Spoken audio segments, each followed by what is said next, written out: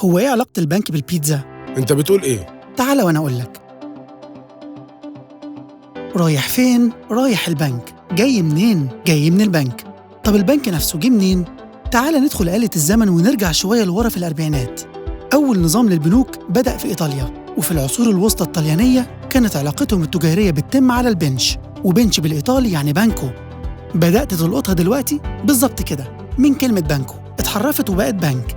وأصلا نظام البنوك بدأ من قديم الأزل بحاجة اسمها مقايضة، يعني أنا معايا حاجة أنت عايزها وأنت معاك حاجة أنا عايزها فنبدل. ومع الأيام بدأت العملات تظهر، ومع كترة العملات الذهبية الصاغة أبدعوا سياسة اسمها التحويش. بتروح بعملاتك الذهبية، الصايغ يشيلها في خزنة وممكن الناس تستلف منه ويرجعوها بفايدة، واللي محوش ياخد هو كمان نسبة. أيوة، يعني بنك صغير كده. نرجع تاني لإيطاليا ونقول لك إن أول بنك كان اسمه بانك اوف سانت جورج، واللي تم إنشاؤه 1407. وحكاية فضلت تتطور وتكبر لحد ما وصلت لشكل البنوك اللي احنا عارفينها دلوقتي، والتسهيلات تكتر بسبب التكنولوجيا.